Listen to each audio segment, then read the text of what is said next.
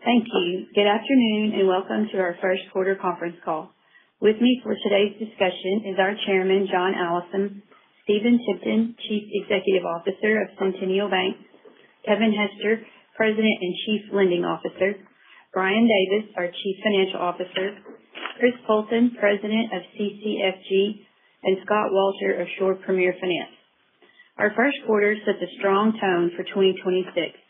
Results demonstrate sound expense control, consistent operating performance, and attractive returns, including record-setting metrics of book value per share of $22.15, tangible book value per share of $14.87, which is $1.72 per share increase year over year for a 13% increase, by the way, CET1 at 16.7%, leverage of 14.3%, and Tier 1 capital of 16.7%. In today's economic environment, that is a meaningful accomplishment, and our team is pleased to walk through the quarter's results with you. Our opening remarks today will be from our chairman, John Allison.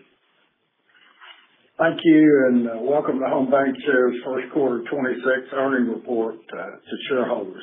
Thank you for joining us today. And I think the headline and the quotes pretty much summarize the first quarter. I want to thank our team for getting us off to a great start in 26. For those of you who are not already Home BancShares shareholders that are interested in a better understanding of Home, I think it's important that you look at the strength of the balance sheet, couple that with the monthly and quarterly consistent level of performance over the last several years, as primarily showcased by the last 5 quarters. The prior years reminded us of the highest interest rate cycle in the early 80s, where then almost all banks struggled because of poor balance sheet management. And the same story has been even more visible today, i.e. lack of liquidity, by investing into long-term securities trying to stretch for yield. I'm proud to say Home didn't suffer those problems during that time and was reporting record earnings while others were struggling. S&P Global just ranked Home's performance for 2025 as number 2 of all banks in the U.S. over $10 billion. We're honored by this elite ranking by one of the world's best and most respected experts.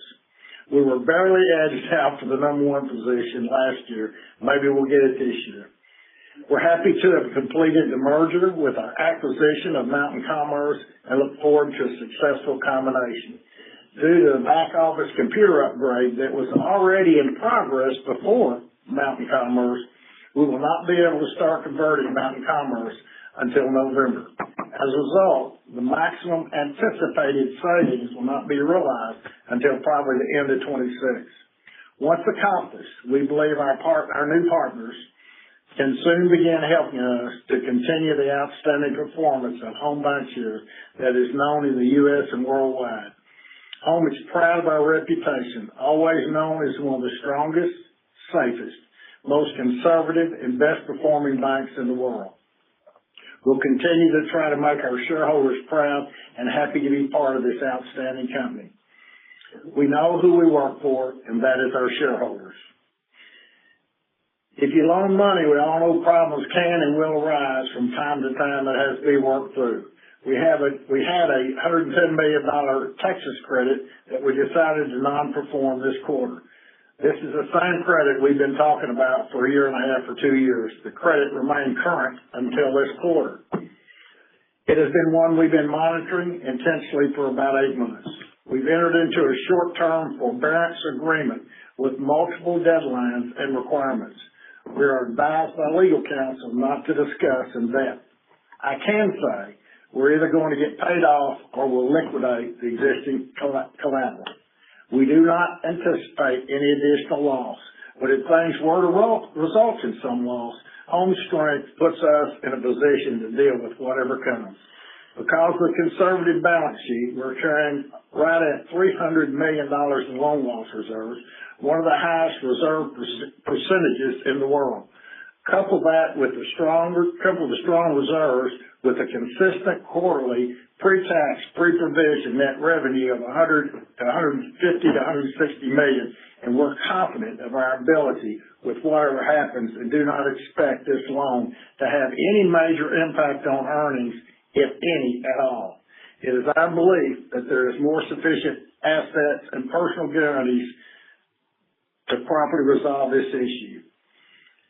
I'm pleased with the results comparing Q1 to Q1 last year. The first quarter only had 90 days, and we had if we'd had the 2 extra days in the normal quarter, plus just a little touch of wind. I think I said last year we had the wind our back 2 or 3 times. We had no wind this time. This quarter we got 0 wind, Brian. You always come up with wind. You didn't come up with any juice this time. Well, we did have that FDIC assessment, but we got a reduction.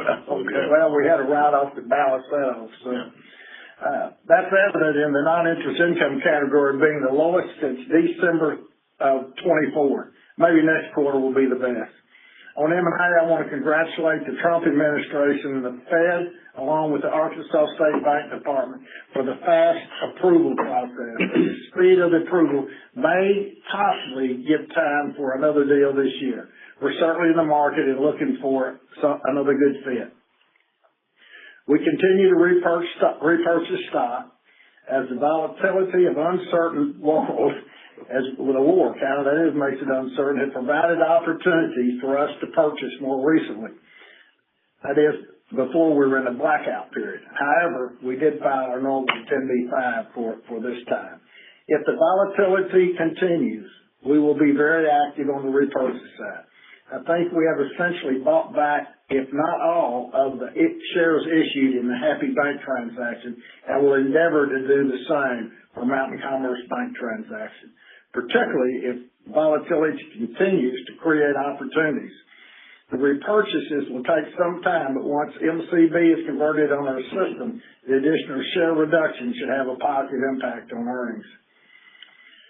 We're being very careful on the loan side because of the uncertainty of the war, the consumers, business, asset class, and what this cycle may ultimately evolve into. The talking heads have all said rates are coming down, but we have cautioned that there is possibly they will go back up before they come down. Inflation is not dead. Let me say that again. Inflation is not dead. And as Jamie Dimon would say, that's a major cockroach in the mix. The question is, how high and how long do they remain high? It depends on how aggressive the Fed is going to be with the escalating interest rates to try to get a handle on inflation. Remember the late 70s and the early 80s, 21%. It's not going to be that high, but it has to be corralled.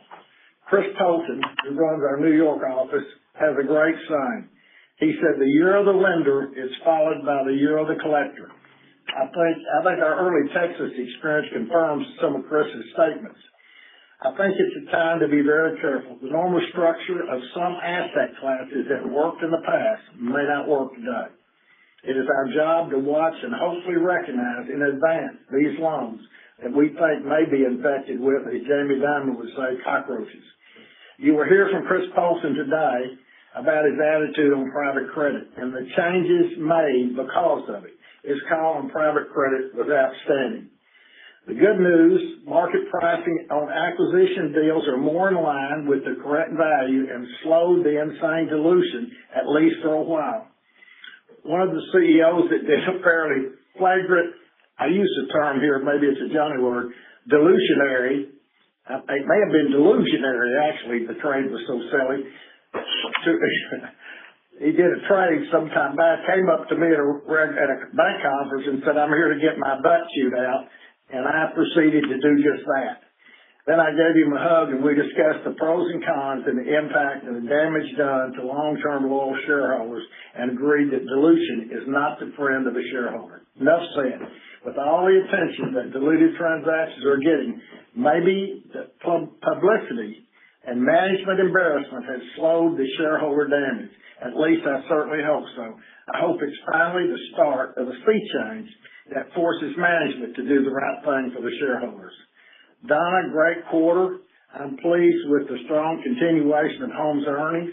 And again, I'm going to hand it back to you. And let's go, since I teed up Chris, if you don't mind, let's go to Chris first, let him comment and carry forward, and then we'll go to Stephen and Kevin and Brian and back to you to wrap up.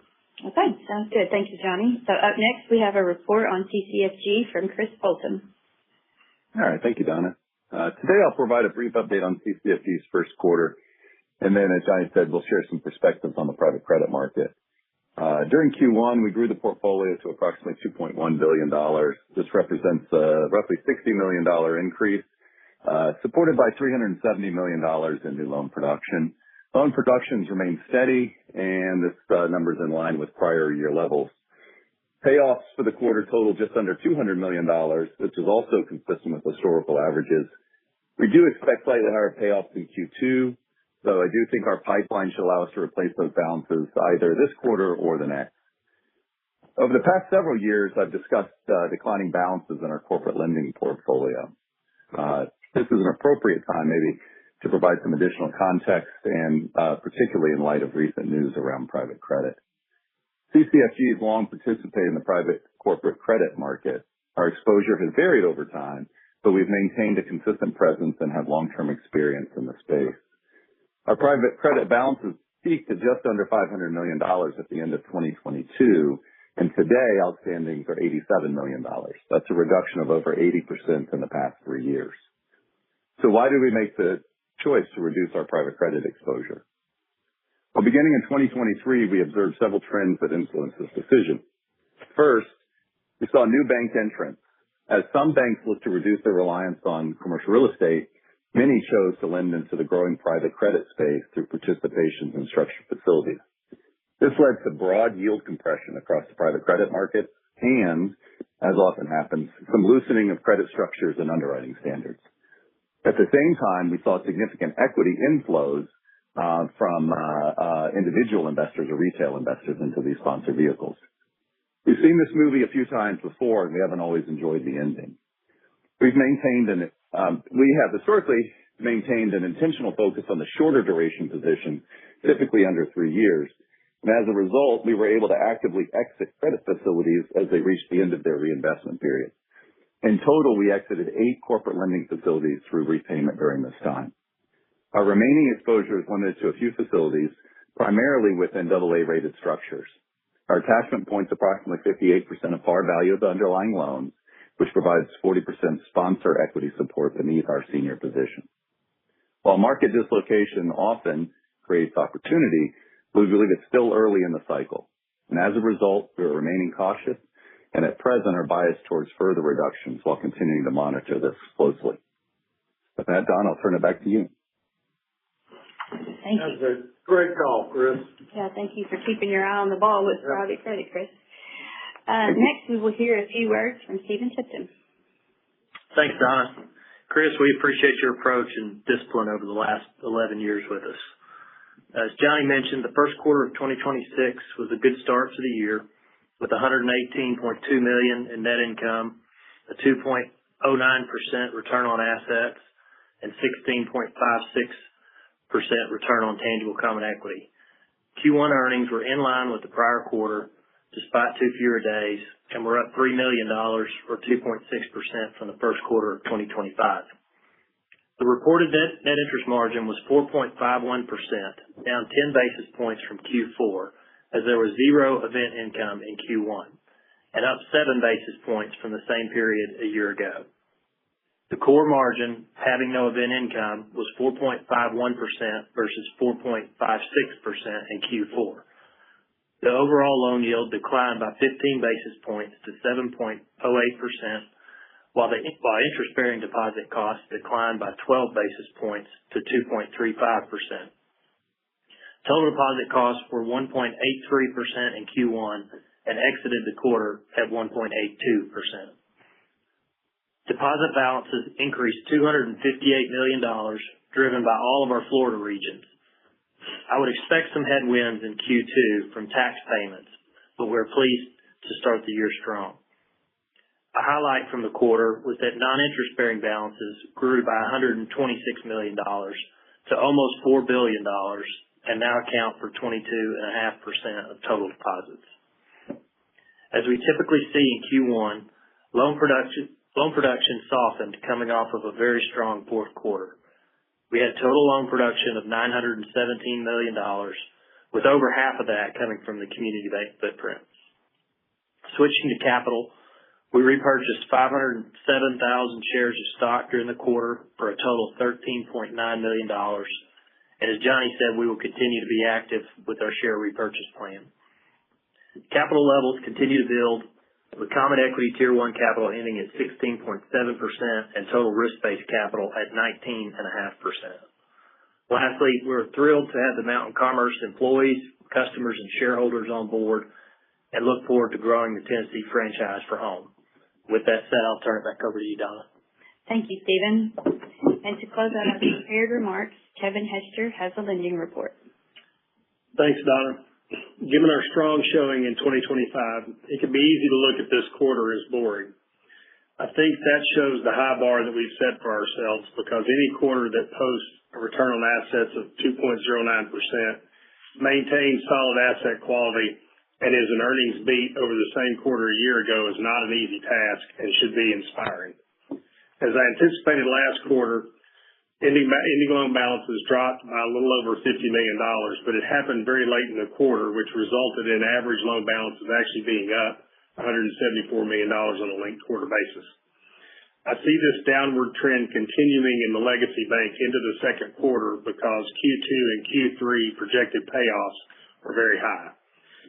The MCB acquisition will, however, add over $1.4 billion in loans to the balance sheet.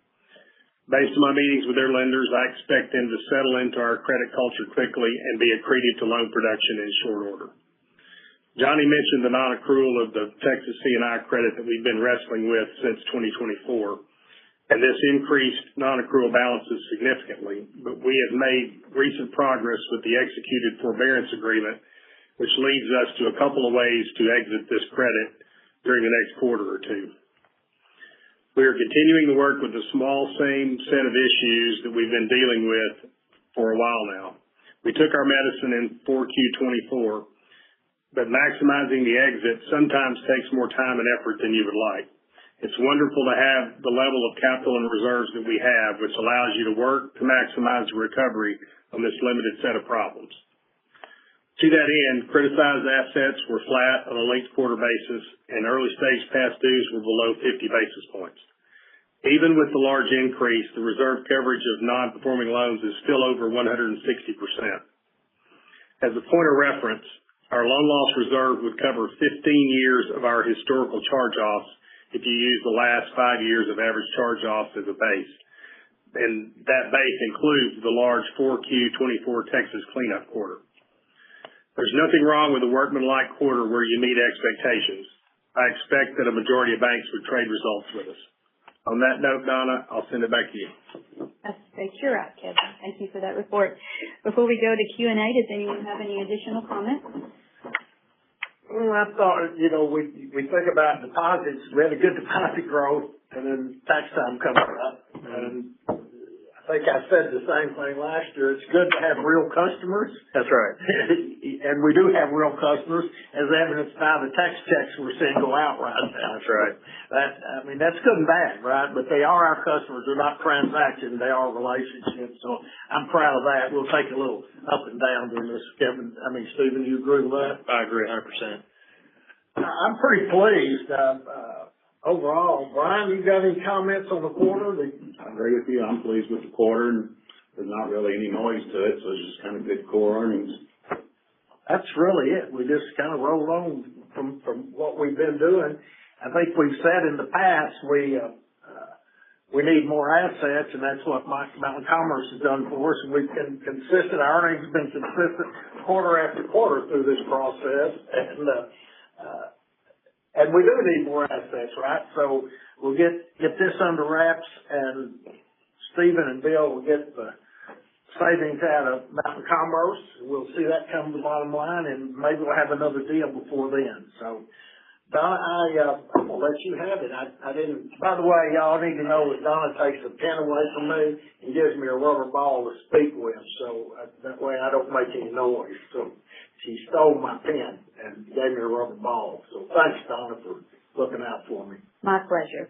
And with that, I think we'll go to live Q&A. Thank you. If you would like to ask a question, please press star followed by 1 on your telephone keypad. If you would like to withdraw your question, please press star followed by 2. When preparing to ask your question, please ensure your device is unmuted locally. First question comes from Stephen Scouten with Piper Sandler. Your line is open. Please go ahead. Hey, good afternoon, everyone. Appreciate the time.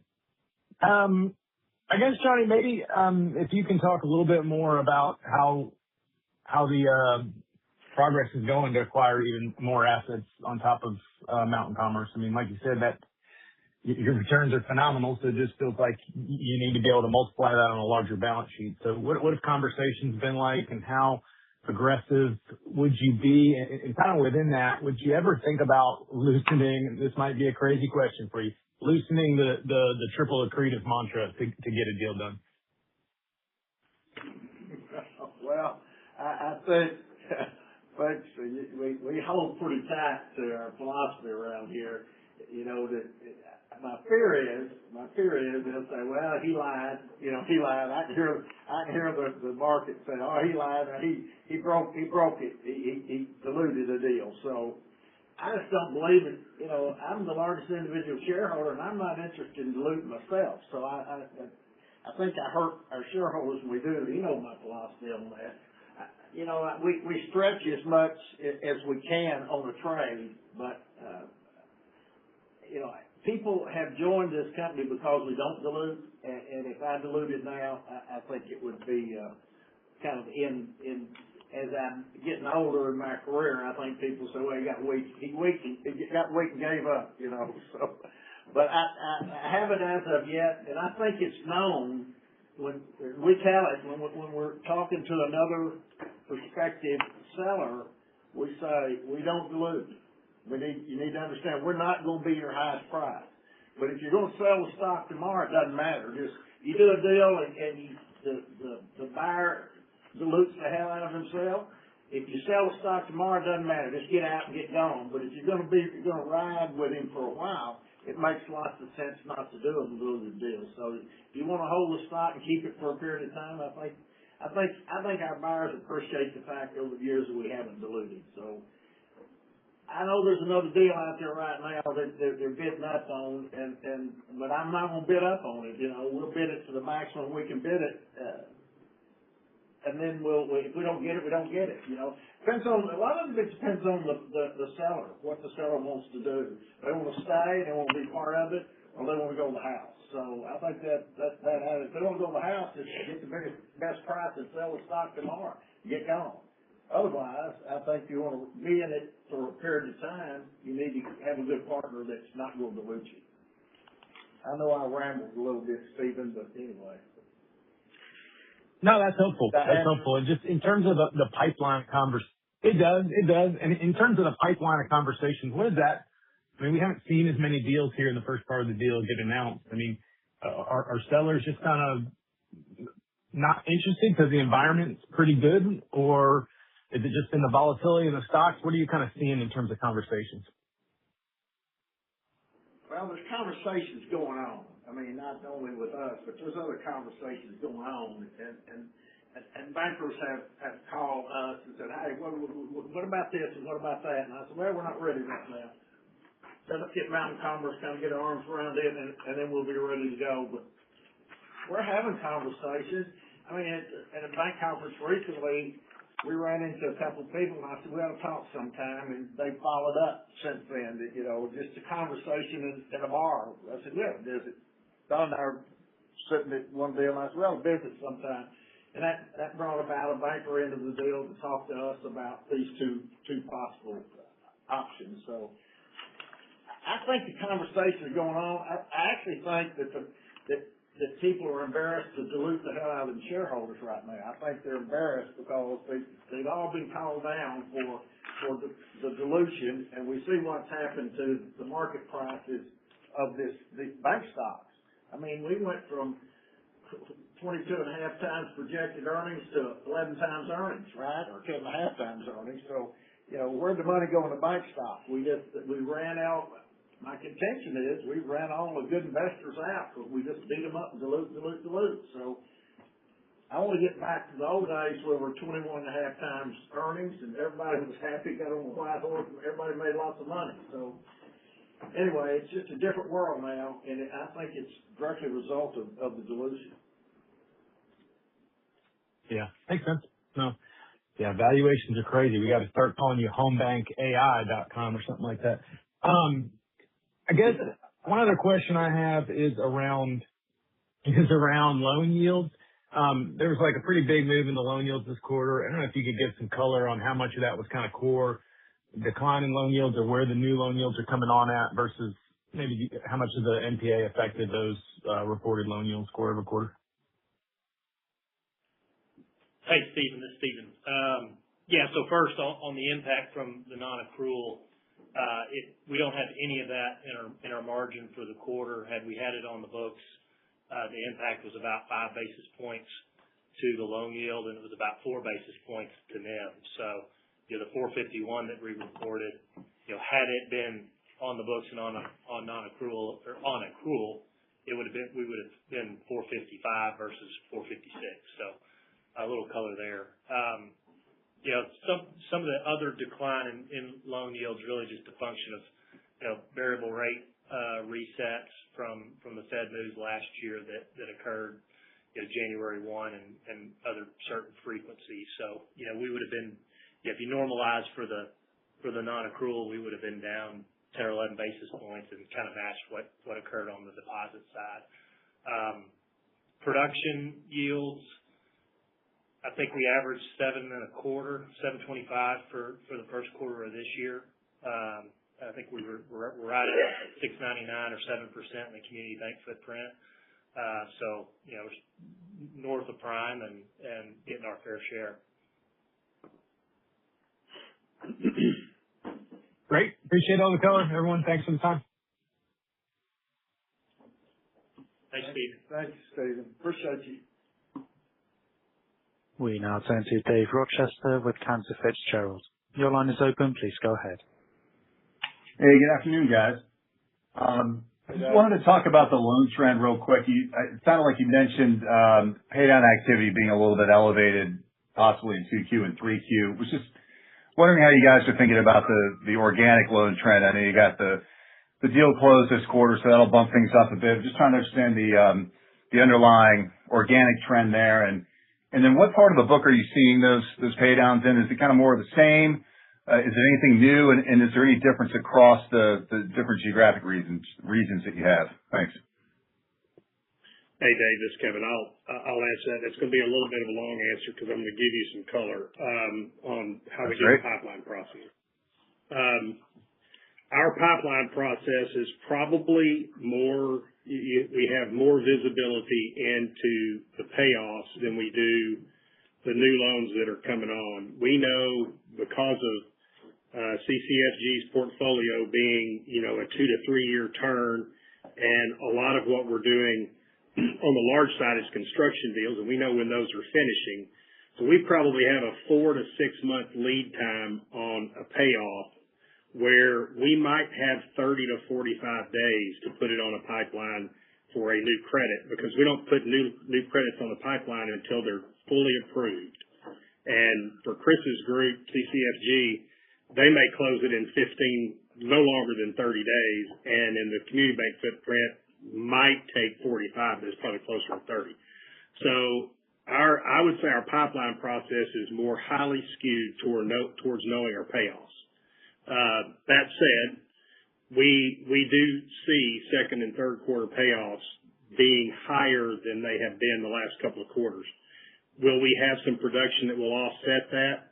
It's possible, but it's going to come in the next 45 to 90 days, and it's not on our pipeline yet because it hadn't gotten fully approved. Second piece of that is that NCB is not yet in our pipeline process, so I really don't have a good feel for what they might contribute in second and third quarter. I'll know that probably in the next week to 2 weeks. I'll have a good handle on that. So the short answer is it feels a little soft second quarter, and could we outrun it? We could, but we're going to have to get the production in here and get it on the books. Okay. Great. Appreciate all the detail there. Oh, yeah, go ahead. Sorry. Johnny, it seems like when we forecast big payoffs, we have loan growth, and when we forecast loan growth, we have big payoffs. So, you've heard my comment about catching a pretty head in the ditch. You think you got him, and it gets loose. So, as Kevin said, we never know what our customers are doing out there. I mean, we never know. We got a lot of big projects coming on stream that will fund up over a period of time. But you just never know. Another loan, I've talked to one of our big customers, FBO business. He said, I bought another FBO, and I said, good. That's about a $15 million loan. So you just never know. I didn't know he was working on another one. So that's good and bad. But and I can tell you that deal's not on the pipeline. I'm looking at it. That deal's not on the pipeline. So that deal's not on the pipeline. That's the point. Yeah. We don't have as good a visibility into the new loans as the runway's not as long as it is for payoff. Yeah. Yep. Makes sense. Appreciate that. Maybe just switching to the margin. What do you guys think is going to be the rough margin impact from the close of the deal? And then if we don't get any more rate cuts or rate hikes or whatever, if we have a stable Fed funds going through the end of the year, how do you think that margin kind of trends from there after this 2Q change from the deal? Hey, Dave, this is Stephen. So we're still in the process of finalizing the purchase accounting marks. I do expect, a little pressure on the margin. Obviously, it's additive to NII and EPS, but expect a little pressure, at least initially, on the margin. I talked earlier about where we landed for the quarter at 451 and how you think about the non-accrual. We were at 449 for March, so still kind of fairly in line with where we were for the quarter, and maybe it ticks down slightly with MCB, and then we hope to build on it from there. So he's talked to Bill today, and they their story over the last year or so has been that ability to reprice deposits at maturity as they come through here, and that's appears to be what's taking place over the next 45 days and really over the course of the year, as we're able to some of the wholesale deposits either reprice or go away. Yeah. Okay. Appreciate that. Maybe one last one, just back on M&A. I know you're open to deals in all your markets, but was just curious if you're prioritizing any of those markets now with Tennessee in the mix. Is there any specific focus in any particular markets? Always Florida and now Tennessee. So okay. We would entertain those markets. Sounds good. Thanks again. Appreciate it. Yeah, thank you. We now turn to Brett Rabatin with StoneX. Your line is open. Please go ahead. Hey, good afternoon, everyone. Thank you. Wanted to start on expenses, and you guys managed to keep expense growth pretty limited last year, like 3% growth. And I know Mountain Commerce will create a little bit of noise, but was just wondering if there's anything that you guys plan to spend money on, either as a result of that deal or just as you're getting bigger. And then just any thoughts on maybe core growth this year relative to 25. Hey, Brett, this is Stephen. Core expenses were about 115 for the quarter. We'll have some normal, raises throughout the year just with merit increases, contracts here and there, but that's a decent base today.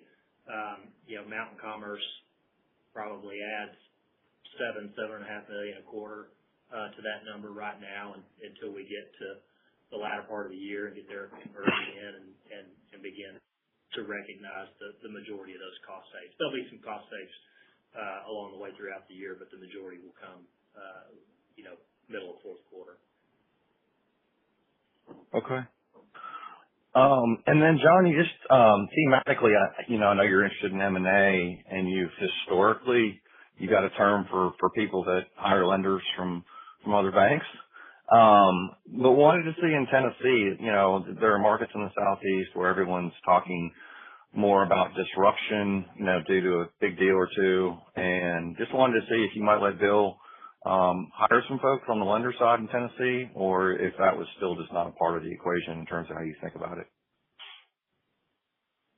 Well, that's not the way I think about it, but Bill may think differently about it, and we really haven't discussed it. But we're headed over next week. All right.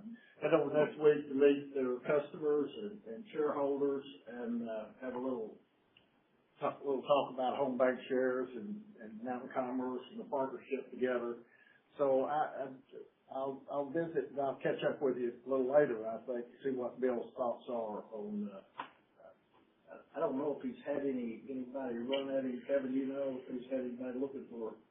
You don't know? I'm not aware of any teams that he's talking to. I'm not saying it wouldn't be out of the realm of possibility in that Nashville or Knoxville market. But to Johnny's point, it's not been the way that we generally try to do that. But if it's due to disruption, that's a little different premise than just going in and taking away folks that are at a place that they've been happy at, for some period of time. I get the disruption concept, and there could be something there, but we'll see. Okay. And then if I could take one last one just around the pipeline. I understand that it's easier to see the payoff activity coming versus, the pipeline building. But just wanted to see if any of the pipeline, if you want to call it trepidation, is just around any competitive pressures. It seems like some banks are being fairly more competitive here recently, on rate. I know you guys are pretty strict on rate. Is the competitive landscape having any impact on what you guys are looking to do in the back half of the year? Yeah, I think some markets are harder than others for that, and I think it is not the same players in every market. It's different players in different markets, but there is some rate pressure. There's even some underwriting and structure pressure that people have given into a little bit over the course of 25 and early 26. So that's always a challenge. We always have to fight that because we're pretty consistent in what we do. Okay. Fair enough. Appreciate all the color, guys. Thank you. We now turn to Catherine Mealor with KBW. Your line is open. Please go ahead. Thanks. I had a follow-up on just deposit costs. I know you mentioned the 182 exit deposit rate, which is a kind of similar to where you were for the average in the quarter. Just curious, as you think forward for the rest of the year, if we don't have any more rate cuts, do you feel like deposit costs will start to increase as we move through the year, especially, maybe once we get past second quarter and growth improves? Or how are you thinking about kind of incremental deposit costs coming on? Thanks. Hi, Catherine. This is Stephen. Certainly, with NCB, it mentioned what they have coming through the maturity pipeline, and certainly expect theirs to come down. On the legacy home portfolio, we have some deposits that are tied to the T-bill, or short-term T-bill, 91-day T-bill, which trickled up a little bit in the first quarter and kind of put some pressure on the other changes that we're able to do. CDs will continue to mature that we'll try to reprice down. So I'm still optimistic that we can, inch out a basis point or two as we go throughout the year. But, I'll couch all that with, competition, like Kevin talked about on the loan side. We're seeing, you're still seeing banks offer 4% for CDs and, 3.75 to 4.05 on money market. So we'll defend our customer base both here and in Tennessee. So I'm beginning to think that 4% might be cheap if rates do what I think they're going to do. So it looks silly when you see people doing it out there. We're seeing I mean, we're still seeing some sixes too. So, I mean, when you think about that, how ridiculous that looked, it might turn out to be. We obviously hadn't stopped inflation. Depends on what Trump does and how aggressive the Fed is. If they're too aggressive, if they have to be as aggressive to slow inflation, it may take 200 basis points to stop it. And if they lower, they were to lower significantly, I think that would be a huge mistake. I mean, Johnny, you've been right on the rate trade. Yeah, but you've been right, I feel like, on the way you've been looking at rates for the past couple of years. So is there anything that you're doing in your balance sheet just to prepare for the risk of higher rates? Not really. We're just careful with our pricing. That's all. We're just careful with our pricing. I was mad at myself last cycle. I said what was going to happen, and then I didn't bet it. I ran into a friend he said, I heard you, Johnny, and I bet it. I went out and bought $4 million worth of money cheap, and he said, I still got it. And I said, good for you. And he said, I did it because of what you said. And I said, well, I didn't bet it, and I should have. And that is a good thought, maybe, to take a look at stretching out there a little bit. This is almost, it's almost a ditto of the 70s and the 80s. And we got this war now, and we got oil, and we know what that does. And we saw producer price index, at 4%? It's what they annualized 4%. We haven't seen those numbers in a while. It could get a little crazy here in a little bit. I don't have the answer. I don't have that answer yet. So hopefully it'll come to us. And then, my follow-up is anything on the credit side that you're seeing? I know, I appreciate that you don't want to talk about the credit, the $92 million credit that moved to NPA this quarter until you get it resolved. But maybe just outside of that, what are you seeing any other trends or any kind of weakness across the book to be aware of? No, I said, criticized assets, which includes all of our OLM and below, those were flat quarter over quarter, and early stage past dues are as low as they've been at below 50 basis points. We're, as I said in the remarks, we're working with the same set of issues that we've been working with for the last few quarters. And I think I said a couple of quarters ago that that small group might get worse before it gets better, and that's what happens when you have to put it on non-accrual and start working it out. So we've already taken what we believe is our maximum loss, and we would expect to recover some to all of that, depending on the way it resolves and which path of resolution it goes through. But we at least have some. Talking about the larger credit now, we at least have a good visibility into how that happens, and it could happen as early as this quarter or next. So we at least feel good about that, and it is the same set of problems. I'm not seeing anything, of any materiality that we're that concerned about. So. I don't think we're going to lose any money on this deal. I like the guarantors. I like the assets. The assets in this are in-demand assets. They're not scrap assets. They're real value assets. And actually, the assets are being leased as we speak. So there's. I think we had sold some of these assets in the past. On a 70-30 basis, we got 70% and the customer got 30%, and we sold those assets and they paid down just perfectly. So assuming the rest of them bring the same value, we're going to take 100% of the proceeds from this point forward. So, but if we get the sales schedule. So I think I'm pretty happy with that deal. I don't think we'll have. I don't think we're going to have problems or if there's any hole left in this deal, these people have honored everything they've ever said to us that they would do, and it's a very wealthy family. So I think we'll be fine. I think they're honorable people, and we'll, maybe it's just $10 million left. They put them on a $10 million 10-year note or something, So whatever it takes, I think they'll honor one of the. And has the price in oil had any impact? I'm sorry, go ahead, Johnny. No. Okay. All right, great.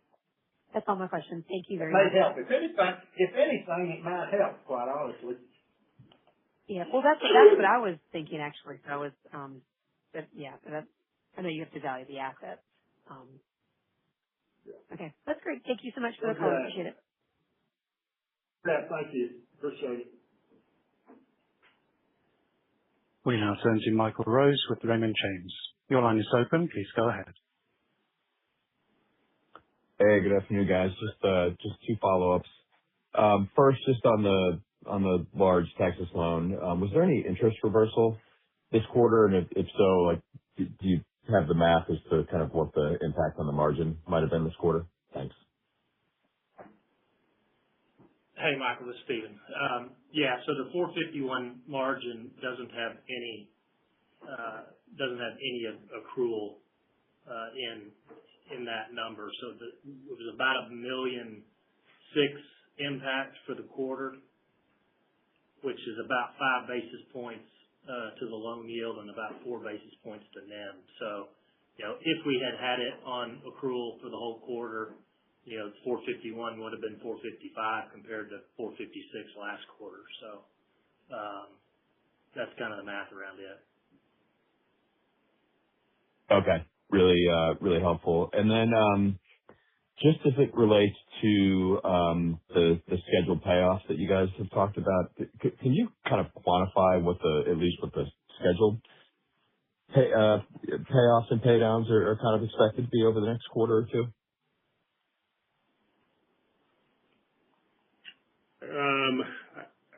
They look to me like the second quarter looks like close to $1 billion, and third quarter could approach that. And those are both, that includes kind of abnormal pay downs and principal pay downs too. So that's what you'd have to do to stay even in each of those quarters. Yeah, and just for some context, payoffs in Q1 were about $650 million, but they were $950 million in Q4. 750 to 800 million in the quarters prior to that. So that's, sounds like a big number, but that's what we run, in that range, quarter in and out, just depending on seasonality. And that doesn't include MCB. None of that, even what I'm quoting, doesn't include MCB because they're not in my pipeline. Yeah. Got it. And then do you have a sense for, are there any loans with MCB that you've identified that maybe don't fit your standards that you may kind of try to plan to run off over a period of time? Just trying to, kind of appreciate the puts and takes on loan growth as we move forward. So I appreciate all the color. Thanks. No, I'm not aware of anything, and I looked at every loan that we looked at in due diligence. I don't remember anything necessarily that I would say that I would run off. I think, we have a credit culture, the way we look at things, and theirs is pretty close to ours. They're maybe a little bit higher leverage in some areas. We'll work on that over time as we can, and they're going to have opportunities with us that they haven't had because they've not been willing to do much construction. So, any decisions we make to go a different direction than what they've been doing, I think will be more than offset by the opportunities that they have to do things they haven't done before. So I look at them as being a positive, as I said in my comments, pretty early. I would expect them to hit the ground running pretty early on. We've already had a couple of pipeline discussions over 3 or 4 credits, so as of last week. So I told Bill, I said, Bill, nobody cares what you make this quarter. I said, you just get ready for the future. If you got anything you need to write it down, get rid of it, get it gone, get it out of here. So I think we're coming in with a pretty clean check coming in the front door. All right. Appreciate all the color, guys. Thanks. Thanks. We now turn to Jon Armstrong with RBC. Your line is open. Please go ahead. Hey, thanks. Good afternoon. Just a couple things to follow up on. Hey, Johnny, did you say in your prepared comments that you think deal pricing has moderated somewhat? Did I hear you correctly? Did I said that yield? Deal pricing. Deal pricing, acquisition deal pricing. Oh yeah, I think it's lightened up a little bit. I don't think it's I don't see the urgency out there that I did see. However, people are talking. They're continuing to talk, and they're continuing to want to do something. And some of them want to do it with home. So I think it's out there. It's just a matter if we're ready to do that, right? It's just a matter of we're ready to make the move yet, and we're probably getting close to ready to look at something else. But we're not going to be able to convert it about the same time we convert Mountain Commerce in November. So the answer to that is yes and no. I haven't pushed hard, but we've been pushed a little bit ourselves. We've had people calling us outside of bankers, calling us directly outside investment bankers and saying, we met your company 2 or 3 years ago, and we're thinking about doing something. We wanted to talk to y'all. That happened with a couple of one Florida and one Tennessee that came at us. So will we do that? We'll have opportunity. We're going over to see Bill and his team. We'll have an opportunity to talk to Bill when we get over. So we get over to Tennessee and see where we're going and where we're thinking. There's a Tennessee deal out there. There's a Florida deal out there. So we'll see how they work out. Yeah. Okay. I guess this is somewhat related, but how do you feel about being more aggressive on the repurchase plan? You know, do you have like an optimal capital level in your mind, or are you just kind of, warehousing this capital for future acquisitions? Because it's, obviously 13% TCE and CET1 is 17. That's those are high levels. I don't know if we can spend it as fast as we're making it. So it's a pretty good position to be in, but we made $118 million, pretty nice, right? Pretty sweet. Yeah. I don't know. We got so much capital right now that we really like our position, but I'm ready to buy stock. I'm looking at it today. We can't buy today. Damn it. Tomorrow we can't. We can't today. So it gives us some opportunity, and I want to buy back all of Mountain Commerce. It's about 5.5 million shares. I want to buy that back. I think we bought essentially all the Happy back. So I want to buy all the Mountain Commerce back and just kind of go out there. We could do it pretty quick with the capital position we're in, and wouldn't take us long to get that done. I like to buy it. Yeah. I know it's a little diluted to us, but I like to buy the stock. So. Yeah. Okay.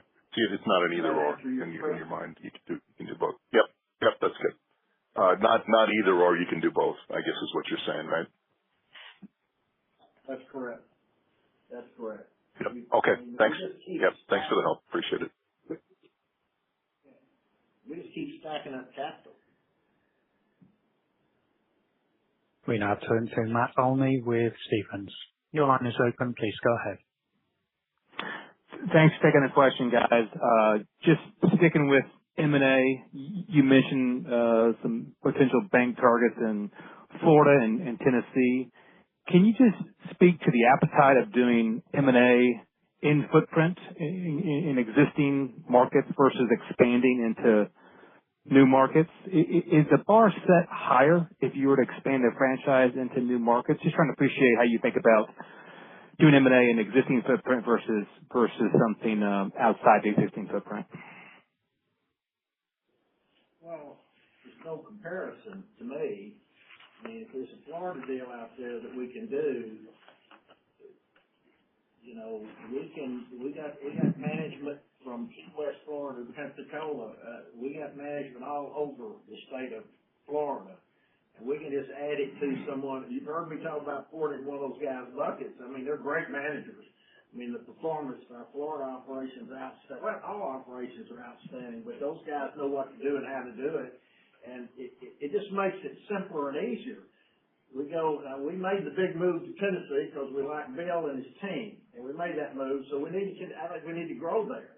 We need to build there and muscle up Tennessee because I think there's opportunities in Tennessee. A little disruption over there, and I think it'll give us an opportunity to pick up and build some muscle in that state as we've done in Florida, and I think it's an opportunity for us. So the reason being, you just get more consolidation savings.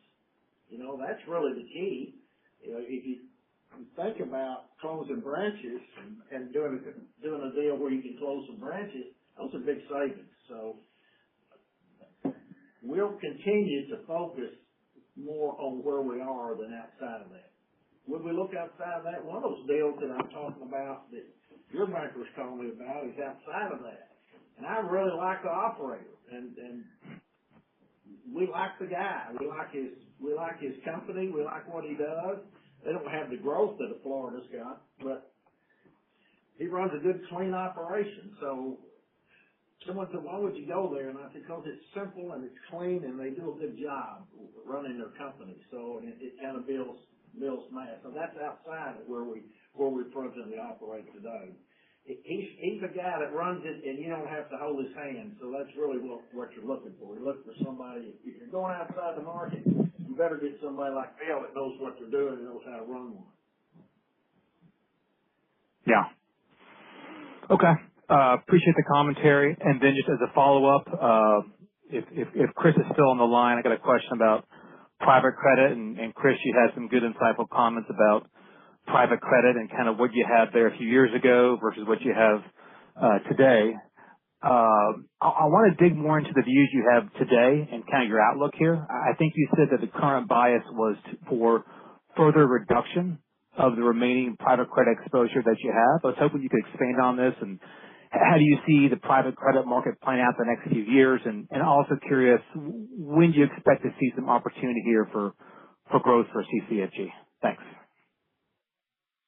Yeah, thanks, Matt. Probably two things there. One, right now the uncertainty here is what's the underlying, what do these underlying loans look like and where do they go? It feels early because I think you're going to see a little bit of a false bottom where, there's a little bit of maybe some price expansion or there's a little bit of some markdowns in these notes, and everybody goes, oh, okay, that's it. And then, there's always, as they say, the third shoe to drop, right? So right now we're not seeing a lot of capitulation on the price side, and there should be, but we're also not seeing any activity. Nobody's pricing a new facility today if they don't have to.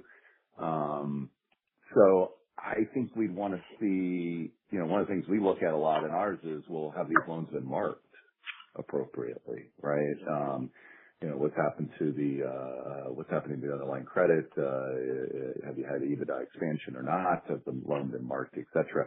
We'd like to see a little more of that before I think we get comfortable. I mean, we've certainly had people, come to us and say, I'd like to get out of some of our positions. My risk guys are getting on to me. What would the price be? And I think right now our answer is, price doesn't fix credit.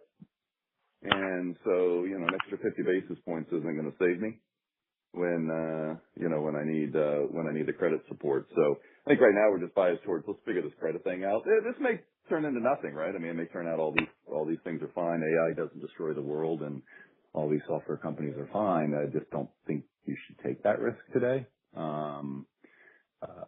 So we'd want to see a little bit more capitulation, I think, before we would before we would do that. But as I said, we've been in this market for, 10 plus years. So, I think people that came into the market, quite frankly, need to take some losses before I feel comfortable, right? It seems like that's how you get discipline, is you get new entrants in and they thought they were getting something very risk free and they priced it that way and then it turned out not to be, and then everybody gets religion again. So, we'll look for that, and when we see signs for that, we might consider, expansion again. We're still set up that we have facilities that will roll off, and right now, if a facility rolls off, we probably just wouldn't replace it. We wouldn't go into the next one, or we just take the payoff and move on. That's on the C&I side. Real estate, we continue to see good pipeline growth. We are going to have elevated payoffs, but one of those is just a credit we've had that I've been saying we've been 2 weeks from payoff for 6 months, and I think it's paying off today. We'll find out. Not a worry for us on the credit. They've just been in the sale process and it's just dragged on a little bit, but we like the credit. I'd like it to stay longer, but I get nervous when things stay a little too long, right? Stuff's supposed to move. We're in the moving business. And so, but we continue to see great opportunities. I think our pipeline's pretty strong. It might take me more than a quarter to replace what comes off, but it won't take a lot more than that, I don't think. Okay. That's helpful, Chris. I always appreciate your insight. That's all for me, guys. Thank you. Thanks. Thank you. We now turn to Brian Martin with Brain Capital. The line is open. Please go ahead. Hey, guys. Just maybe one follow-up, Chris, if you're still there. Just on your outlook for the year, I know you talked about a payoff last quarter. It sounds like that maybe got pushed back a little bit, but just your kind of outlook for growth is still kind of mid-single digit type of growth this year, kind of with the puts and takes of the payoffs and the pipeline you've got? I think that's right. That's what I'd like to see. I think if we don't have that, I'd be a little disappointed. We really look at it on more like a rolling basis, right? So, which I know is harder for you because you look at it on a calendar basis, but I'd say from here over the next, rolling 12 months, will we grow? I think so. Based on what we see, we booked, quite a bit last year. We had really good production last year. Not all that's funded, so we would expect some of that to roll through. And I do like where we are right now on pipeline. I'd say Kevin talked about a little bit, we're in constant contact with our customers. Most of our business is repeat business, whether it's, somebody borrowed from me 3 years ago or somebody that borrowed from me last year. So we're really always kind of early on in discussions with our customers about what they're buying, what they're planning, what they're doing. Some of that moves around, and then I was talking to somebody last week. They called me up. They said, I've got this thing. We may be buying it. We want to move quick, et cetera. Where would you be? We told them. They said, that sounds great. Then they called me, yesterday and said, I think we're going to pass on that.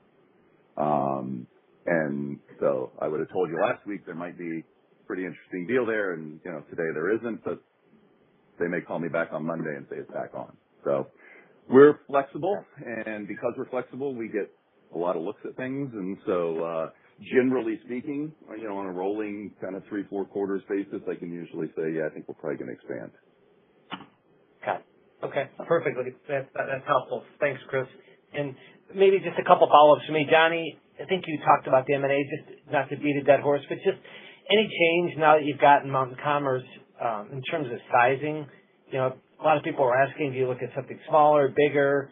Is it just what's available? Just any context on kind of what your preference would be in terms of moving forward with M&A? Well, somewhere in the size or larger than maybe Mountain Commerce would be nice. But we would probably do a smaller deal if it fits Bill. If it's in a market to where Bill's not, if it fits him, we'd probably step down and do a smaller trade. To me, Tennessee's a pretty good size state. And, we're in what, 4 or 5 locations, 6, 7, 8, and we got room to grow in that state. Gotcha. Okay. That's helpful. And maybe just, Stephen, just on the margin, I think you talked about the opportunity on the cost of deposits at Mountain Commerce. Has still got some room, maybe not as much room on legacy. But on the asset side, what what's the opportunity for what's remaining to be repriced this year for home, and then I guess any impact of consequence from Mountain Commerce in terms of that that repricing on the asset side? No, I don't think any impact necessarily from Mountain Commerce.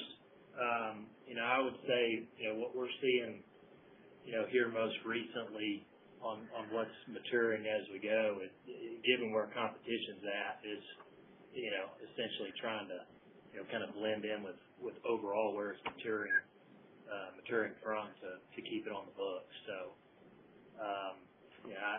the benefit that I think maybe banks thought was there a year ago, you're certainly with what we're seeing, loan pricing competition in other areas, I think it's kind of hold on to what you got. Gotcha. Okay. And just then maybe in terms of, I think someone gave the payoffs, maybe it was, I guess, but in terms of the production, I think you said it was around $900 million this quarter. I guess just in recent quarters, has production been similar at that level, or is that moved around a little bit? It's a little light the 917 for this quarter. We were a little over $2 billion in Q4, but seasonally usually are at the end of the year.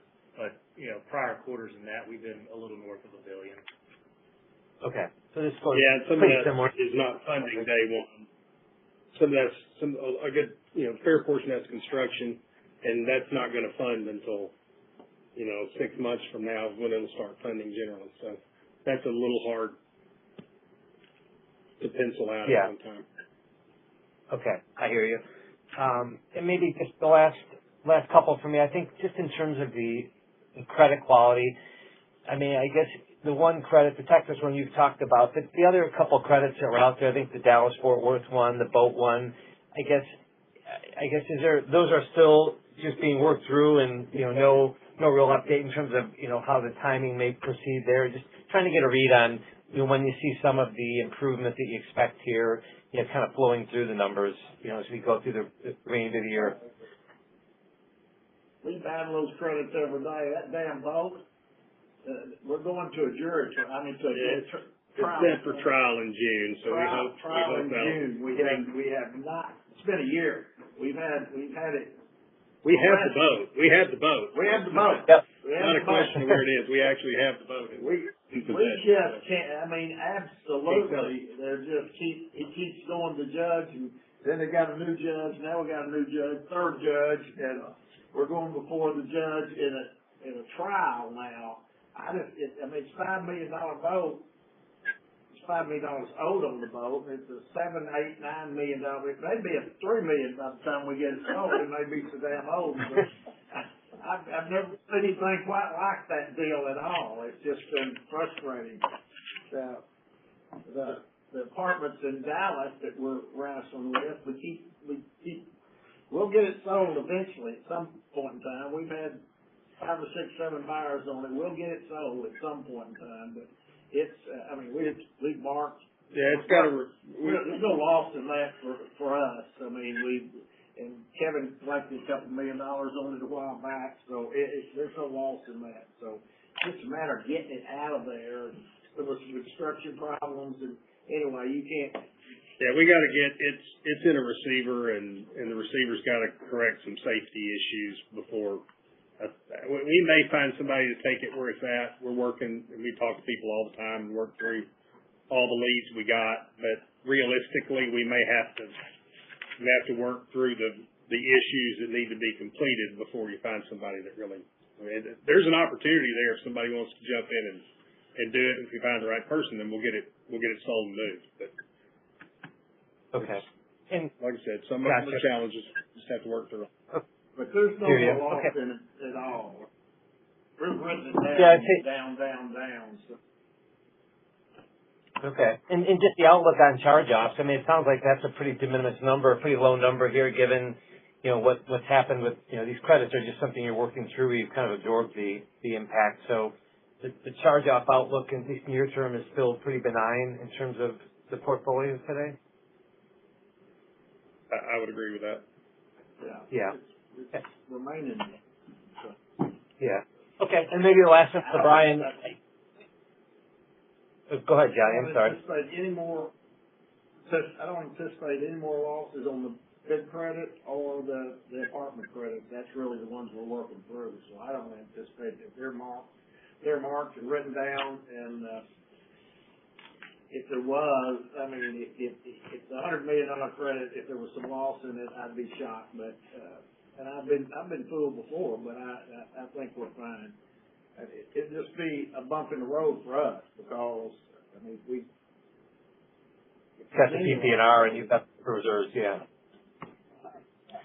Any loss in, maybe, I don't know, maybe it's nothing. I don't think, if I thought there's a loss in it, you know, maybe if I thought there's a loss in it, I'd take it. I would have immediately written it down, but we haven't, no need to write it down at this point. 15 years of charge-offs we got 15 years worth of charge-offs in our reserve. Did you understand that? We got 15 years of charge-offs in reserve right now. So, I mean, we have a pretty good history of not having a lot of charge-offs that we've had for years. We had the Texas cleanup, which was probably the biggest one. And that includes that. And that is includes included in that. Still got 15 years.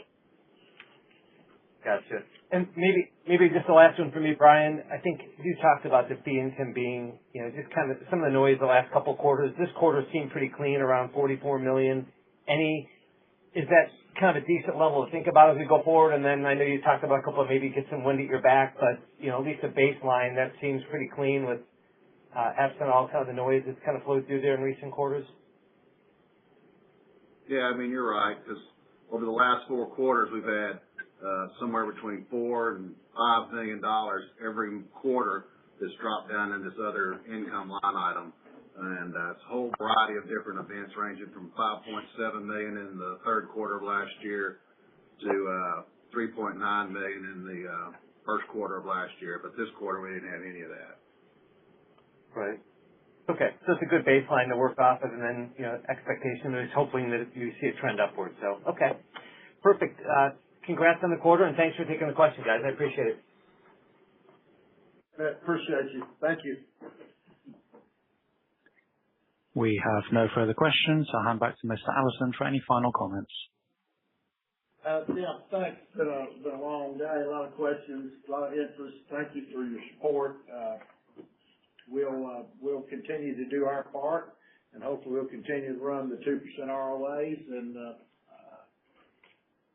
see, they beat us up a little bit on the stock today. They kind of hammered us on the stock. So I don't think we deserve to be off 3%. But it's an opportunity to buy. So it's a great opportunity to buy. So timing be good for us. And that's it. Unless anybody got anything else. Anybody else got anything? No. Thank you very much. Talk to you in 90 days. Ladies and gentlemen, today's call is now concluded. We'd like to thank you for your participation. You may now disconnect your lines.